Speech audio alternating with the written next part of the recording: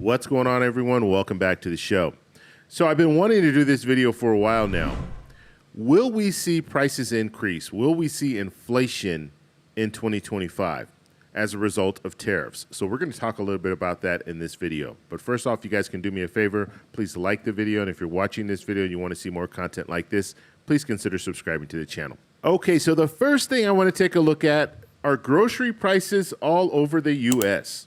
And if you see here, they have this little timeline showing us, so the highest spent, so the places where groceries are more expensive, they'll be darker green into like this brown color. And then the lighter green here, this is where it's less expensive. And then when we get to the yellow, that's where it's the least expensive in the U.S. So let's just take a quick look at the map here. Of course, California, everything's more expensive in California. I live in California right now, and groceries are pretty expensive. But when you get to some of these other areas like Hawaii, which I travel to Hawaii every other year, we go to Hawaii. It's a family trip, $334. And the reason for that is the location. To get groceries and to get products to Hawaii, it costs more money, and they pass on that cost to the consumer. And we're going to talk a little bit about this, okay, when it comes to tariffs, because we're going to see that that is the end result. When it comes to Alaska as well, it's a little more difficult to get things to Alaska, and so the cost is $329. And I think they're averaging this based on, okay, yes, your weekly spend. So how much you spend in a week at the grocery store. So in California, once again, $298. That's what you spend in a week. Nevada, $295. Nevada's pretty expensive as well. And then when we work our way, we'll look at Texas. Texas, $286 per week. And Florida, $287 per week. And now when we get to some of these states in the Midwest, so it says Midwestern states are tied to farming and food production, lowering prices. So it's very interesting. So when we're looking at Wisconsin, $221 per week. We're looking at Iowa, $227 per week, $235 per week in Nebraska. So you see some of these states, because of their low location and their competitive advantage, and we'll talk a little bit about that as well in this video. When it comes to that, they can lower their prices for groceries. And so just looking overall, I just wanted to kind of give you an idea, and let me know in the comments below if you think that these numbers are correct. So if you live, let's say you live in Kansas, $251 per week, do you think that is accurate? Now, obviously, this is based on family size. For someone just like me, where it's just, I don't have a family, well, I'm not going to be paying as much as someone who has a family of 4 or a family of 5. So that's something that we should note as well. Okay, so now I want to show you this quote from a spokesperson at Walmart. It says, "We're concerned that significantly increasing tariffs could lead to increased costs to our consumers at a time when they still are feeling the remnants of inflation." Now, what I find really interesting in this statement is just look how it's worded. They're saying that this is, we can't do anything about this. So if we increase tariffs, this could lead to a cost for our consumers, Okay, and we'll go over how tariffs work, but they're not going to take any of this cost. Walmart is saying this. If we see tariffs, we're passing them on to the consumer. And they're basically saying we're not going to hold off, we're not going to take a little bit of this, pay a little bit more in taxes and take a little bit of the bite. They're passing this on to consumers. And then they go on to say, at a time when they are still feeling the remnants of inflation, talking about consumers. So consumers are still feeling the pain of inflation, but guess what? We're going to have to pass this cost on to you as well. And so really, this is a dire warning. Walmart is telling you right here. And Walmart, the largest grocery chain in the world, guess what? It's Walmart. Now, I'm not saying that grocery prices are going to increase, but what I'm saying is Walmart is telling us if we see tariffs significantly increase, we are going to pass that cost on to the consumer. they are going to be paying more. And so the next question I think we need to ask is, do we import produce? Okay, if we're going to talk about groceries, do we import produce? Well, it says the U.S. imports about 15%, so 15% of its food supply from other countries. And they say the U.S. imports large portions of fruits, vegetables, and seafood. And a lot of this has to do with competitive advantage. And so when we look up here, it says, why are we importing? Why don't we just grow all of our own fruits and vegetables? Why don't we just fish for our own seafood? Well, let's look at some of the reasons why we're importing these items. So it says seasonal availability. Some foods can be grown domestically at certain times of the year. For example, New Zealand's Gala apples may be crunchier in the spring than American apples picked in the fall. So, because of this competitive advantage that some countries have just due to the climate, they can grow fruits and vegetables at different periods, different time periods than we can in the U.S., and so we will buy from these other countries as a result of that. Okay, climate. Some foods can't be grown domestically due to climate or ecological conditions. For example, the U.S. imports bananas, tomatoes, berries, pineapples, grapes, avocados, bell peppers, squash, cucumbers, onions, coca, and coffee. And so we're doing this because of just the fact that we can't grow it here, or we can grow it here, but we can't grow it in large numbers. And right now I'm in Colombia. Colombia exports, I think they say like 40% of the coffee beans that are in the U.S. are coming from Colombia, 40%. And that's because of the competitive advantage that Colombia has over some other countries as well as the U.S., and that's why we're buying our coffee from Colombia. So let's just say a store that sells coffee, if they have to pay this tariff and they have to pay more just to get the coffee to the U.S., then guess what? They're going to pass that cost on to the customer. Okay, so consumer preferences. The U.S. imports higher value agricultural products such as sweeteners, processed sugars, confections, fruits, and nuts. And then cost. Imported food can be cheaper than domestically grown food. Part of the reason why it could be cheaper is because labor is cheaper in other countries. And so, I've gone to the grocery store. I live in Southern California.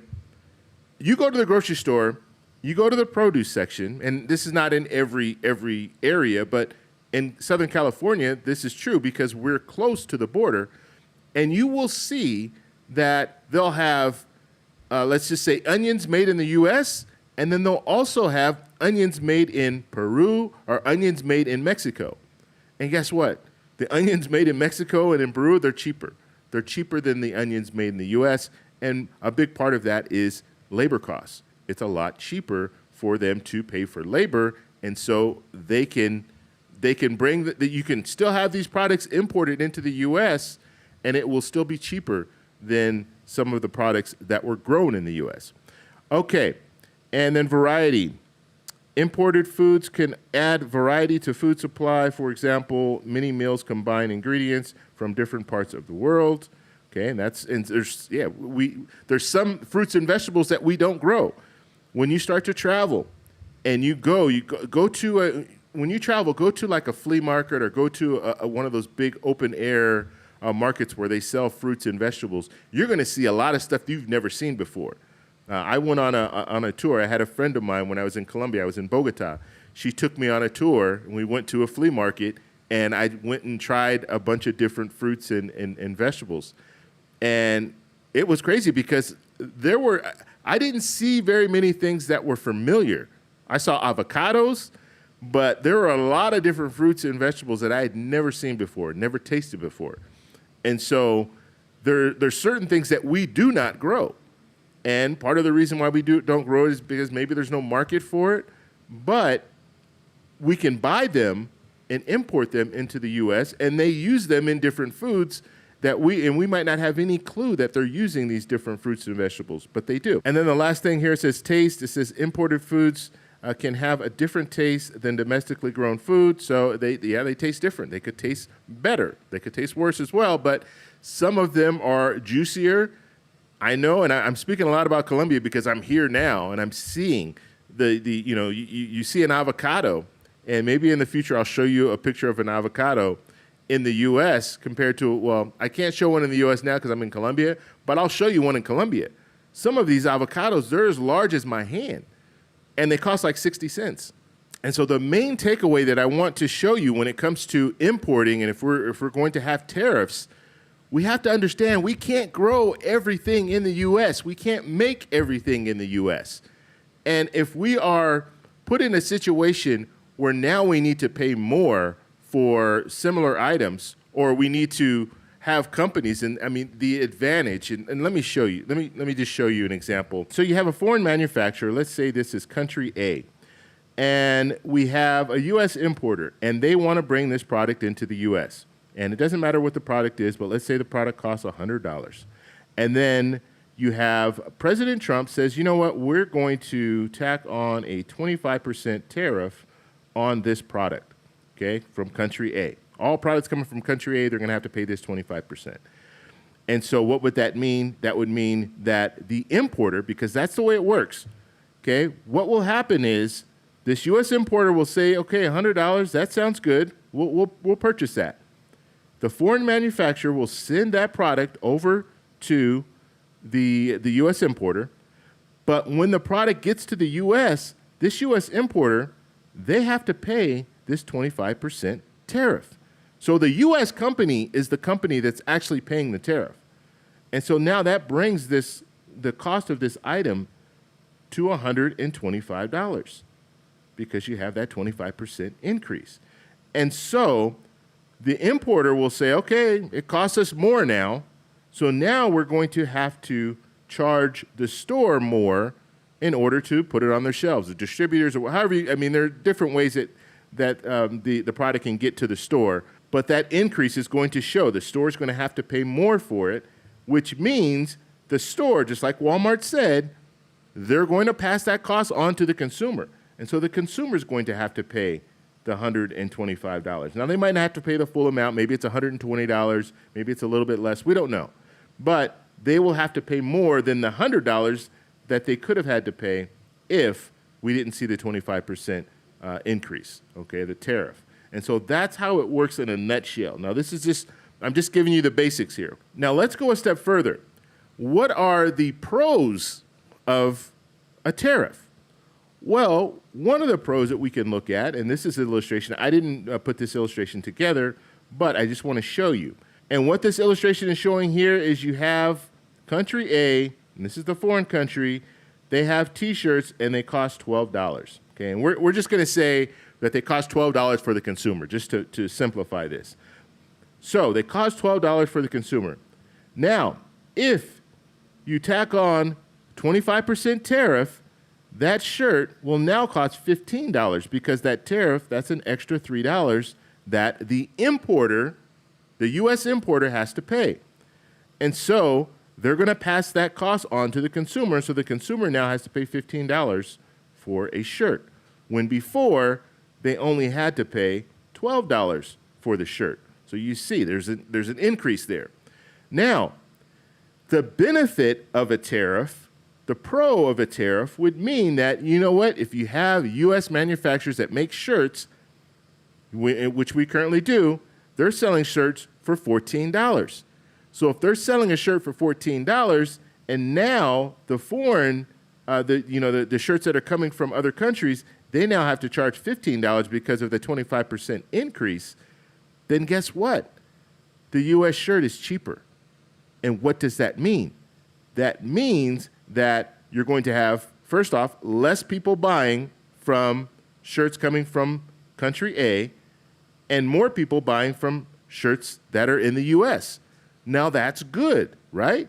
The only problem with this, or there are a couple of problems with this, but if you look at this, before the tariff, the consumer was able to buy a shirt for $12. Now guess what? That shirt has gone up to $14. And so the consumer has to pay more regardless. regardless if they're buying a shirt from your shirt, if they have a tariff on this shirt and it's $15, it's either going to be $14 or $15. And then you'll start to have to look at quality, what shirts are better quality. But the consumer's still going to have to pay more. The price is going to go up for that consumer. But now you have a U.S. company manufacturing most of the shirts that we're buying, which is good, which means we can expand. It will help our economy. So all of that is good. But the tariff, and one thing that I didn't talk about, and we'll go back here, I just want to show you, this 25% goes to the federal government. They use that money, that's a revenue source. Now they're bringing in more revenue, so that means that we can pay down our national debt if we got to a point where we had enough. Right now, in 2024, we're almost $2 trillion. We have almost a $2 trillion deficit, okay? Which means that if we don't settle that deficit, that's just going to add to our national debt. That's basically what it means. And so if we did raise tariffs on countries, then that would mean that we would have more revenue, more money coming in. Now, don't be mistaken. If we have tariffs, we're the ones, the consumers are the ones that are actually paying this tax, okay? Because everyone else, the U.S. importers passing it on to us, the stores passing it on to us, and so we're just going to be basically paying more. We're going to have, the tax is going to be our burden that we have to pay to the federal government, and it's disguised in the price of groceries and the price of products, but ultimately it's us that we're the ones that are paying it. But this will help. Obviously, it will help because we have more revenue, so we don't have to. We can pay off things. Pay our interest on our debt. We can do a lot more if we have more revenue coming in. So I just wanted to make that clear. When it comes down to it, it does benefit us. Now, and we're going back, I know I'm jumping around, but we're going back to this U.S. company. They're making T-shirts now. This is good. The only problem is we do have to pay more for shirts now. Now we have to pay $14 when we were paying $12 before. But this will cut off a lot of the tariff money. So a lot of those taxes, we're not going to be, in a situation like this, just like I gave you that scenario, in a situation like this where now these tariffs, this 25% is going to our government, our federal government, and we're helping pay down our debt or whatever they're using the money for. This is 25%. This 25% is not going to be collected much anymore because this right here is going to slow down or even stop. So we're not going to have T-shirts coming from foreign countries and being sold in the U.S. anymore because they cost $15 and the consumer would rather pay $14 and buy it from the U.S. So it will be good for our economy, but when it comes to tariffs, when it comes to that revenue stream that the federal government's getting, they're no longer going to be seeing that same revenue stream because less people are going to be buying. So they're not going to, these U.S. importers aren't going to be paying taxes, paying the tariff. And so that's something else that's worth mentioning. Now, another con that I want to talk about, quality of the product. A T-shirt made in the U.S., let's just say the T-shirt made in the U.S. right now is of good quality. And the T-shirt that's made in country A is good quality as well. But that T-shirt costs $15 and the T-shirt in the U.S. costs $14. And so, as I said, the consumer says, you know what, they're pretty much the same quality. I'm going to buy from the U.S. I'm not going to buy these shirts that are coming from other countries because they cost more and the quality is the same. So let's go ahead and take this competition out. So now country A can no longer compete with the U.S. company. And so guess what? The U.S. company, their quality doesn't have to be the same. Because if they reduce their quality, let's say they take more cost-effective measures, let's just say it like that. They use cheaper material and they make these shirts. They still sell them for $14, but they have no competition. And so because they have no competition, we're going to pay the same amount, $14, but we might not get the same quality. Because when you have competition, competition is good because you have to keep up. And if your product is inferior to the, a product, the competition, well, then guess what? They're going to get the sales. And so we could be looking at a situation where the quality of our T-shirts is reduced just because there's no competition. But the bottom line out of this whole scenario, all the scenarios that I've been showing you, is the consumer is the one that's going to have to pay the tariff. That's what I want people to understand. And so when you hear politicians talking about, yeah, we'll just hike up tariffs, guess what? It's us. We have to pay. It's not the foreign company. And that's what, that's what's being explained, and that's what some people are thinking. Oh, it's the foreign company that actually has to pay the tariff. No. When the U.S. importer goes to pick up the product, they have to pay that tax, and that tax goes to the federal government.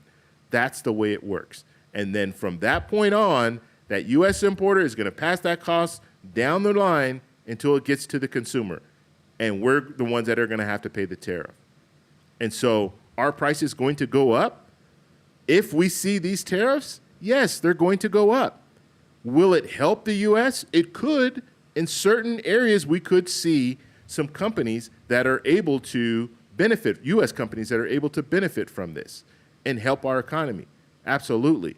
But as I stated, we have some countries that have a competitive advantage, especially when it comes to certain items like fruits and vegetables and coffee and things like that. They can grow that product, but we can't grow it in the U.S., just depending on, climate and things like that. There are a lot of different reasons why this will really hurt us. And just giving that example of coffee like I gave earlier, if we can't grow it and other countries can grow it, then we're going to have to buy our coffee from other countries.